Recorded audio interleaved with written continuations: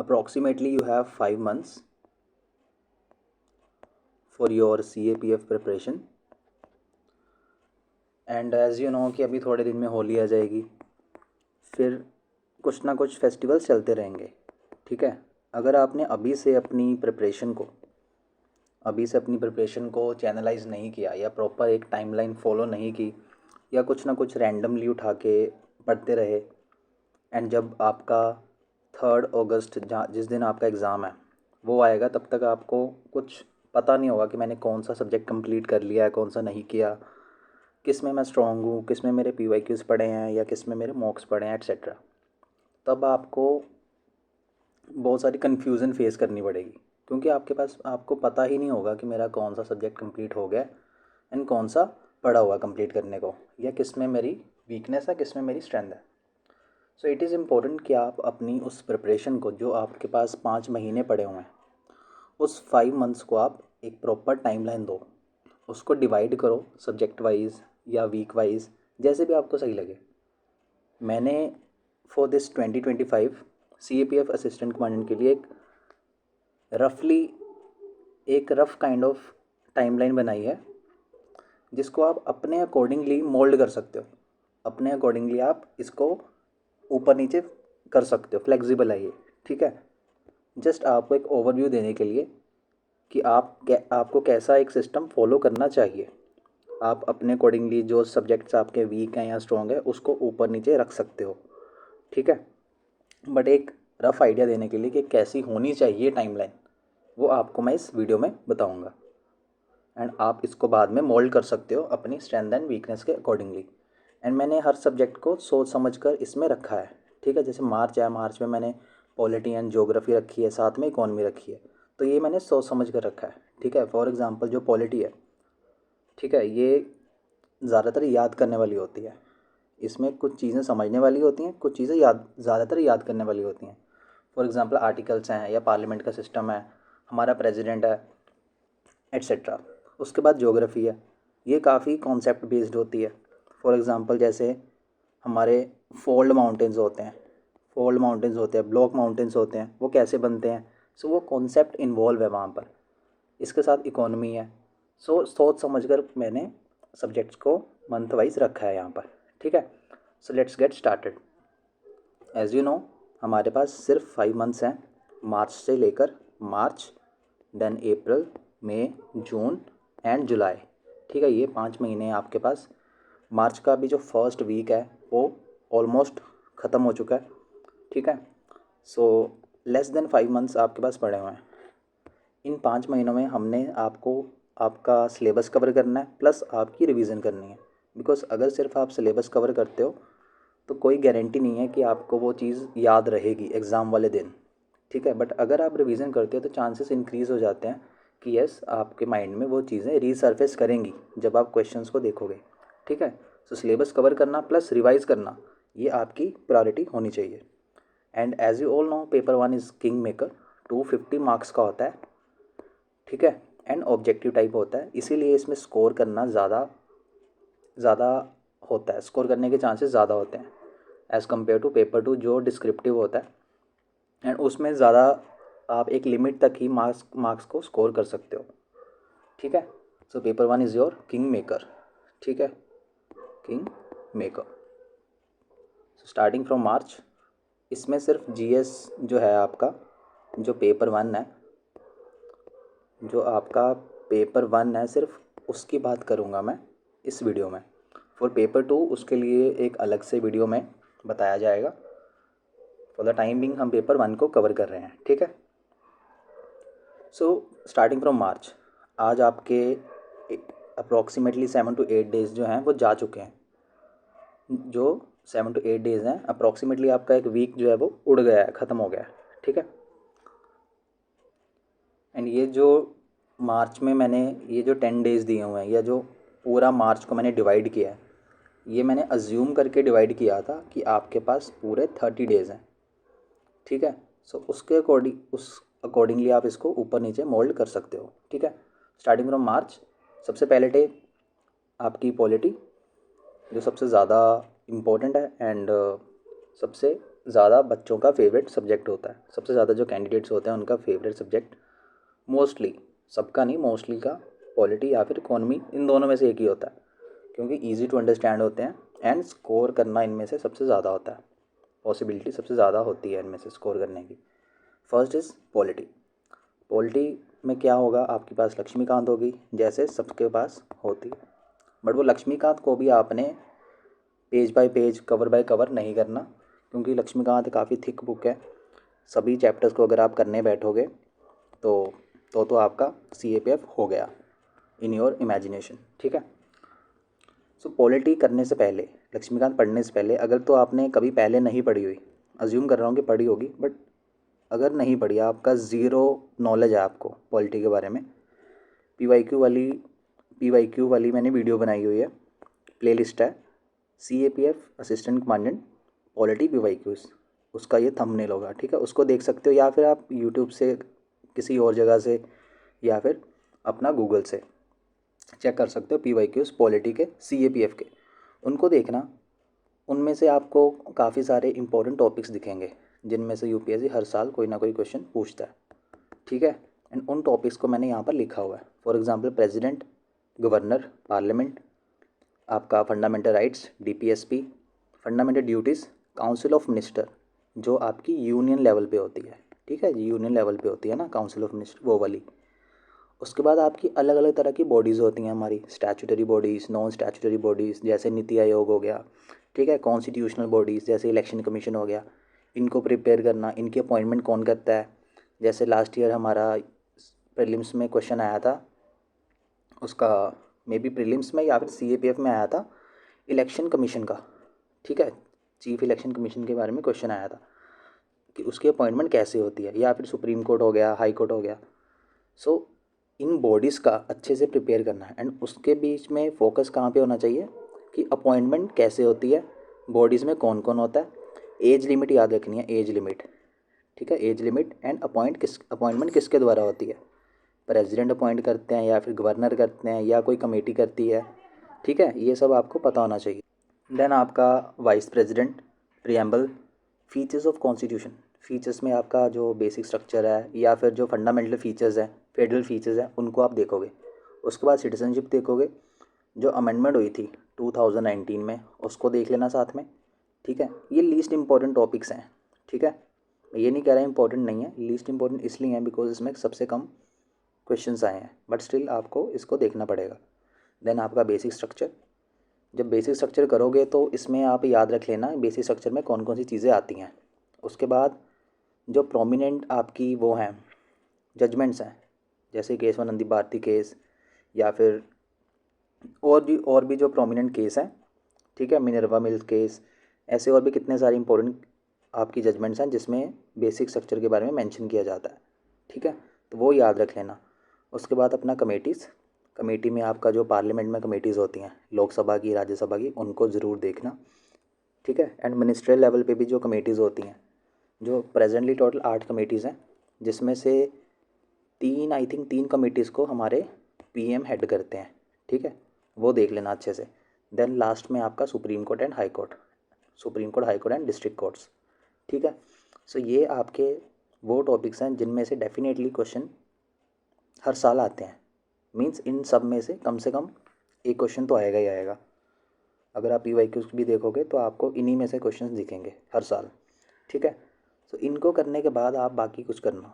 अगर आपके ये ख़त्म हो जाएंगे, लगेगा कि यार अभी भी कंप्लीट नहीं हुआ पॉलिटी, सबसे पहले इनको करना, उसके बाद कुछ बचता है अगर, ठीक है, फिर उसको करना।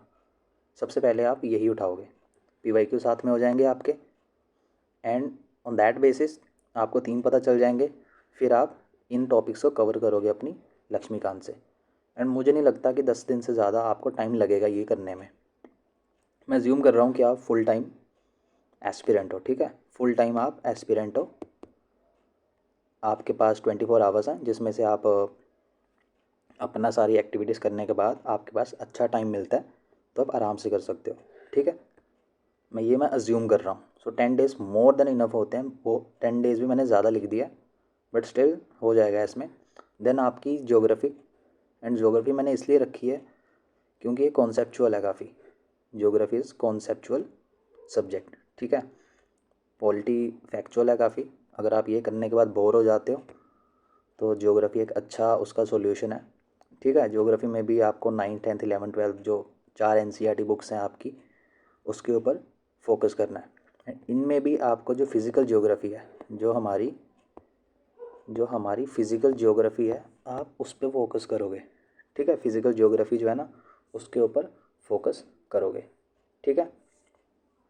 ज़्यादा NCERT plus PYQ, again PYQ के ऊपर भी मैंने वीडियो बनाई हुई है, अगर आप चाहो तो उसको PYQ वाली वीडियो देख सकते हो ज्योग्राफी की, या फिर किसी और की भी देख सकते हो, या फिर सिंपली आप गूगल कर लेना, ठीक है। CAPF के लास्ट कम से कम 5 ईयर्स के PYQ देख लेना ज्योग्राफी के, आपको नंबर ऑफ़ थीम्स क्वेश्चंस जो हर साल घुमा फिरा के UPSC पूछता है, या फिर थीम फॉलो करता है, एटलीस्ट आपको वो पता चल जाएगा। एंड आपका पहला फोकस उसी पे होना चाहिए, फर्स्ट प्रायोरिटी आपकी वो होनी चाहिए, ठीक है।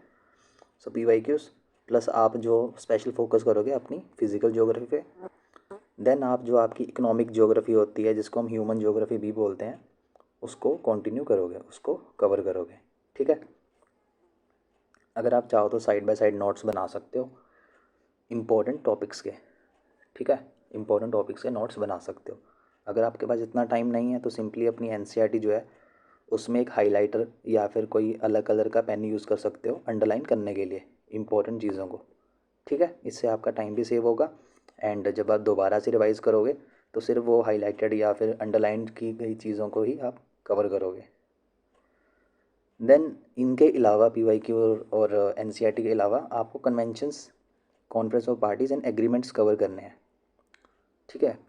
ये तो इन्वायरमेंट का पार्ट होता है, बट मैंने इसको ज्योग्राफी के साथ कंबाइन कर दिया है, ठीक है। कन्वेंशंस जो डिफरेंट तरह की कन्वेंशंस होती हैं, एंड कॉन्फ्रेंस ऑफ पार्टीज़ जितनी भी हुई हैं अभी तक 28 29 हुई हैं, इनको कवर करना। जो रिसेंटली हुई हैं स्पेशल फोकस उन पे होना चाहिए, ठीक है। 2000 हमारा 15 में हुई थी पेरिस समिट, उसके बाद से जितनी हुई हैं उनको अच्छे से कवर कर लेना। एंड 3 ऑर्गेनाइजेशन जो हैं UNFCCC, CCD एंड CBD, इनको याद से कवर कर लेना, ठीक है। इनको अच्छे से कवर कर लेना। सबसे ज़्यादा न्यूज़ में जो रहता है वो UNCCC है, UNCCC सबसे ज़्यादा न्यूज़ में रहता है। सो इनको देख लेना है कि इनके इनिशिएटिव्स कौन से हैं। वैसे तो UPSC जो है सिविल सर्विसेज में प्रीलिम्स में हमारे ज़्यादा फोकस करता है इनके ऊपर, बट पता नहीं होता CAPF में भी वो पूछ लेता है, ठीक है। And 1 week is more than enough for this, क्योंकि पतली पतली सी NCERTs होती हैं आपकी, ज़्यादा आपको उसमें प्रॉब्लम नहीं आती मेरे अकॉर्डिंगली, ठीक है। अगर आप NCERT से मन नहीं करता आपका, सिंपली आप यूट्यूब पर देख सकते हो, प्लेलिस्ट पड़ी होती हैं, यूट्यूब से कवर कर सकते हो, कोई उसमें प्रॉब्लम वाली बात नहीं है। देन आपका साथ में इन द सेम मंथ इकोनॉमी, आपका इकोनॉमी है। अगर तो आपने नोट्स बनाए हुए हैं अच्छी बात है, नहीं बनाए हुए तो आप NCERT उठा सकते हो। अगर NCERT से भी आपका मन नहीं करता कि बुक क्या यार, बुक से मैं नहीं पढ़ूंगा, मुझे नींद आ जाती है, बोर हो जाता हूँ, ठीक है, नहीं पढ़ना है तो ना पढ़ो। यूट्यूब पर जाओ, किसी की भी आप प्लेलिस्ट देख सकते हो, कोई भी जो भी आपको टीचर अच्छा लगता है, मृणाल सर है फॉर एग्ज़ाम्पल, अगर उनकी वीडियो पड़ी हुई है लेटेस्ट वाली वो देख सकते हो, या कोई और कोचिंग है जो आपको अच्छी लगती है, जिनको आपको समझ आ जाता है, उनकी आप वीडियोस देख सकते हो, ठीक है। इससे आपका काम भी जल्दी कंप्लीट हो जाएगा एंड बोर भी नहीं होगे आप।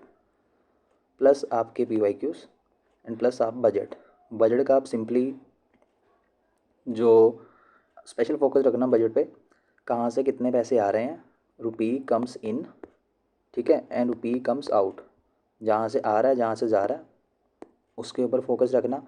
किस मिनिस्ट्री को कहाँ कितना ज़्यादा पैसा मिला है, कौन सी मिनिस्ट्री को सबसे ज़्यादा रुपये मिला है बजट में, वो फोकस रखना। कोई नई स्कीम है उसके ऊपर ध्यान रखना। कंप्लीट बजट में आपका ये फोकस होना चाहिए। एंड जब आप PYQ करोगे आपको पता चल जाएगा कि UPSC जो है CAPF में बजट में से कौन सी चीज़ें पूछता है, ठीक है। सो ये मोर देन वीक और 7 to 10 डेज़ में आपका इजीली हो जाना चाहिए। इकोनॉमी का मैंने भी एक खुद वीडियो डाला हुआ है, ठीक है, जहाँ पे मैंने अपने हैंड रिटन नोट्स का वीडियो डाला था, एंड उन्हीं को मैंने यूज़ किया था अपना प्रीलिम्स में, CDS में एंड CAPF में, एंड अभी तक वो वही मेरे यूज़ में आ रहे हैं। ठीक है, आप उसको भी देख सकते हो अगर आपको अच्छा लगे तो। सो दिस वॉज फॉर हमारा मार्च। ठीक है, ये हमारा मार्च में था। देन मूव ऑन करते हैं हम अप्रैल में। मार्च तो हमारा उड़ गया, अब हमारे पास अप्रैल स्टार्ट हो जाता है। ठीक है, सो यहाँ तक आते आते आपका बहुत सारा बैकलॉग भी हो जाएगा। ठीक है, तो बैकलॉग से हम बाद में डील करेंगे, पहले हम अप्रैल में स्टार्टिंग में देख लेते हैं क्या करना है हमें। सो यहाँ पर मैंने हिस्ट्री से स्टार्ट किया है। हिस्ट्री से स्टार्ट किया सबसे पहले एंशंट। एंशंट में आप 3 से 4 डेज भी मैंने ज़्यादा लिख दिए हैं। हार्डली आप 2 से 3 डेज दे सकते हो, इससे ज़्यादा देने की ज़रूरत नहीं है। ठीक है, या तो आप एनसीईआरटी उठा सकते हो या यूट्यूब से कोई प्लेलिस्ट को फॉलो कर सकते हो। मेरे अकॉर्डिंग अगर प्लेलिस्ट फॉलो करोगे तो वो ज़्यादा अच्छा होगा। ठीक है, क्योंकि एनसीईआरटी से कई बार कुछ चीज़ें मिस हो जाती हैं या फिर आप बोर हो जाते हो। स्पेशली हिस्ट्री है तो बोर होना तो मेरे अकॉर्डिंग लाजमी है। तो आप यूट्यूब से किसी प्लेलिस्ट को फॉलो कर सकते हो। ठीक है, वो बेटर होगा। सो 2 से 3 डेज मोर देन इनफ है एंशंट के लिए। मिडिवल के लिए आप बुक उठा सकते हो, सतीश चंद्र नाम की अच्छी बुक है। अगर बुक पढ़ने का मन नहीं है कोई बात नहीं, यूट्यूब से पढ़ी होती हैं वीडियोस, आराम से आप स्पीड इंक्रीज़ करके 1.5x पे कवर कर सकते हो। एंड स्पेशल फोकस जो मेडिवल इंडिया है, जो मेडिवल हिस्ट्री है ना, उसमें आप टाइम लाइन के ऊपर फोकस करना।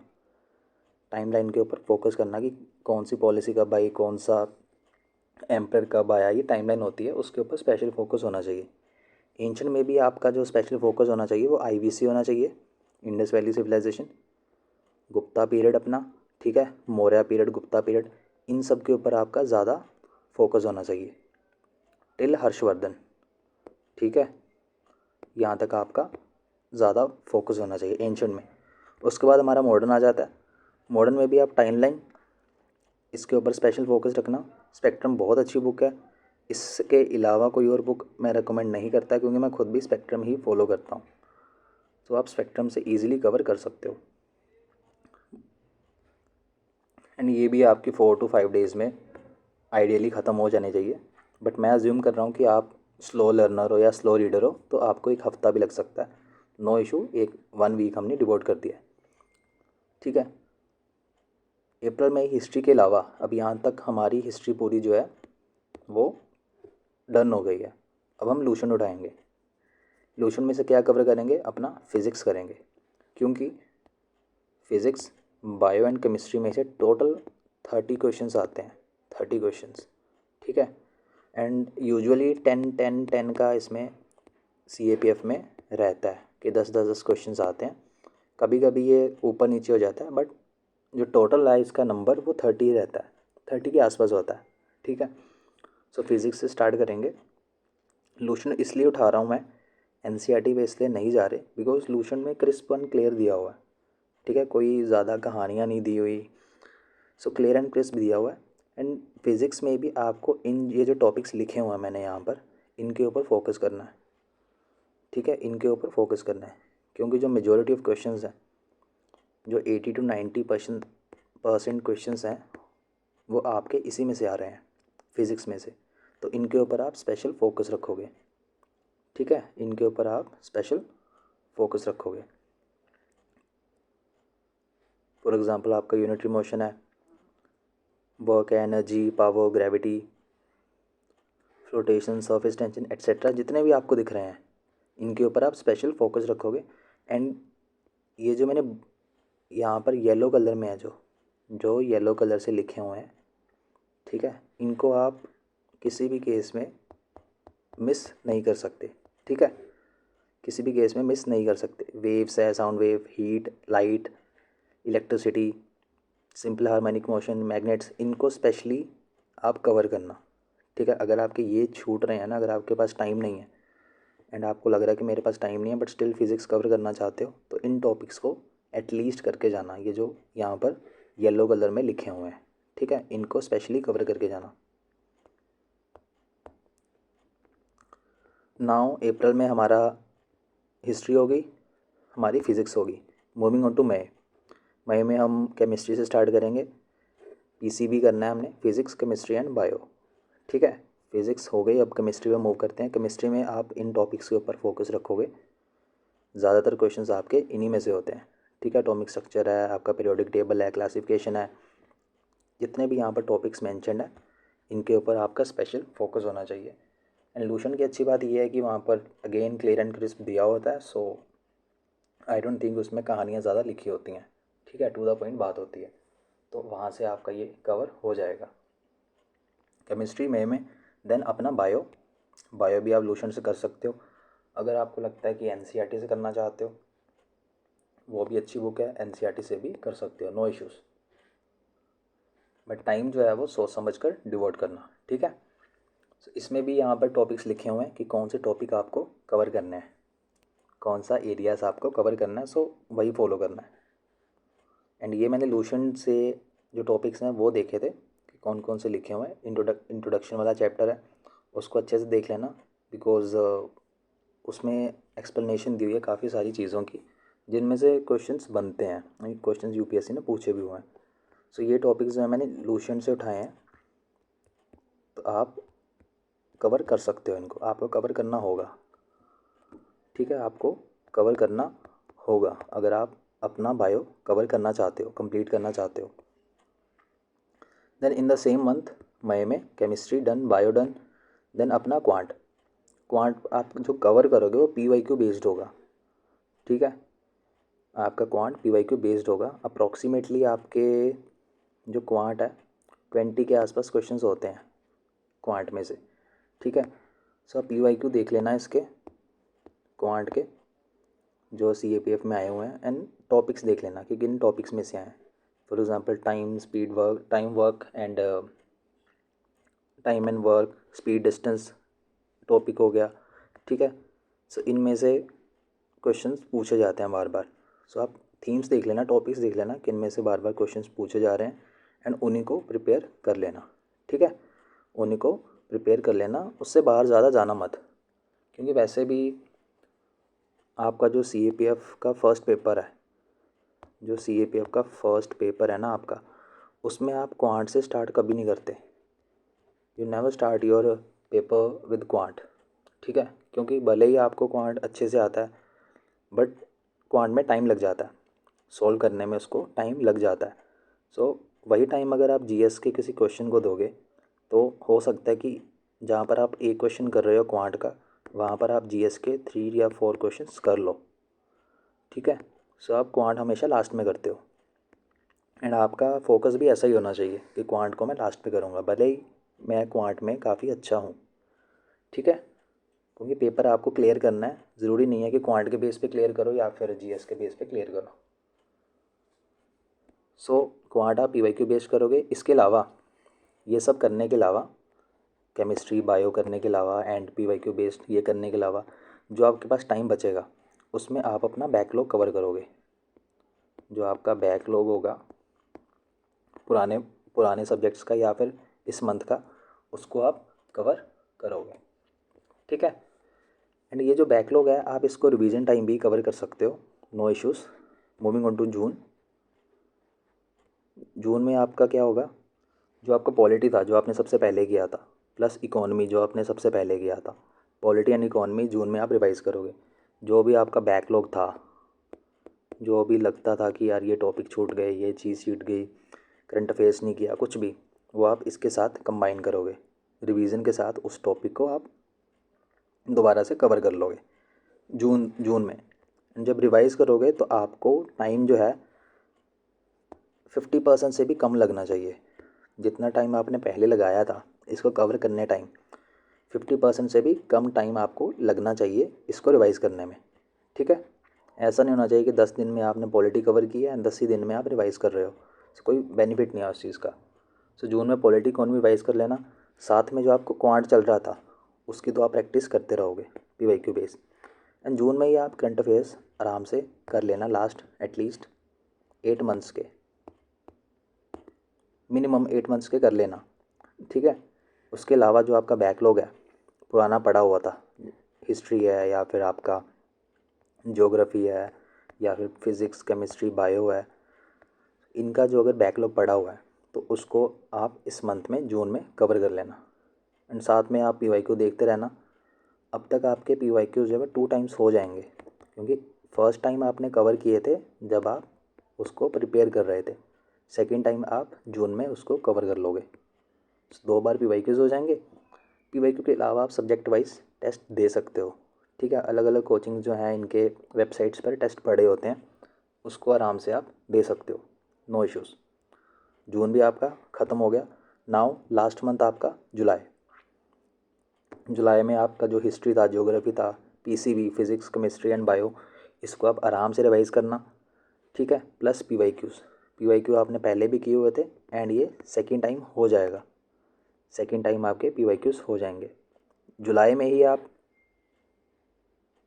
जो आपका क्वांट चल रहा था उसको प्रैक्टिस करोगे एंड जो करंट है उसको आप रिवाइज़ करोगे, ठीक है, उसको आप रिवाइज़ करोगे। एंड जो आपका बैकलॉग बचा हुआ था जून का या फिर उससे पहले वाले का, उसको आप कवर कर लोगे। सो यहाँ तक आपका जुलाई तक आते आते सारे सब्जेक्ट्स जो हैं, जो GS के हैं, जो आपके पेपर 1 के सभी सब्जेक्ट्स आपके कवर हो जाएंगे, साथ में उसकी रिवीजन भी हो जाएगी। एंड अब हमने पेपर 1 को कवर किया है। इन नेक्स्ट वीडियो हम पेपर जो 2 है हमारा, जो डिस्क्रिप्टिव है, ठीक है, उसको देखेंगे कि आप उसको कैसे प्रिपेयर कर सकते हो। एंड उसको प्रिपेयर करना उतना डिफ़िकल्ट नहीं है या फिर उतना टाइम कंज्यूमिंग नहीं है जितना हमारा पेपर 1 कवर करने में टाइम लगता है या फिर एफर्ट्स लगते हैं, ठीक है। सो आई होप कि ये आपको समझ आया होगा कि ये प्लान कैसे काम कर रहा है। एंड आप इसको अपने अकॉर्डिंगली, अपनी स्ट्रेंथ वीकनेस के अकॉर्डिंगली इसको मोल्ड कर सकते हो, ठीक है।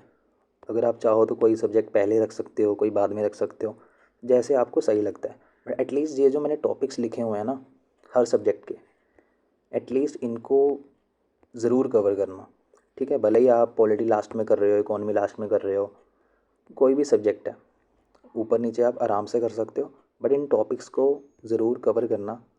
बिकॉज मैंने खुद 2 बार CAPF दिया है एंड दोनों बार क्लियर किया, ठीक है। एंड ये जो टॉपिक्स मैंने लिखे हैं, मैंने इन्हीं को अपनी स्ट्रेंथ बनाया है, ठीक है। मैंने प्रीलिम्स में भी इन्हीं को अपनी स्ट्रेंथ बनाया था, CAPF में भी इन्हीं को स्ट्रेंथ बनाया, CDS में भी इन्हीं को बनाया था, उसी बेस पे मैंने ये सब क्लियर किया। सो बहुत ज़रूरी हो जाता है कि आप इनके ऊपर फोकस करो। I hope you like this video and will see you in next video. Till then अपना आप प्रिपेयर करते रहिए, क्योंकि अभी होली आ जाएगी एंड कोई ना कोई फेस्टिवल चलता रहेगा। सो अपनी प्रिपरेशन को आराम से छोड़ना मत, ठीक है, एंजॉय करना, बट उतना उसमें खो मत जाना कि आपकी प्रिपरेशन सारी डिस्ट्रैक्ट हो जाए, ठीक है। सो बैलेंस रखना, एक एक बैलेंस रखना अपनी लाइफ एन्जॉयमेंट के साथ एंड अपनी स्टडी के साथ, बिकॉज़ ये 5 महीने जो हैं ये दोबारा नहीं आएंगे, ठीक है। Thank you for watching this session.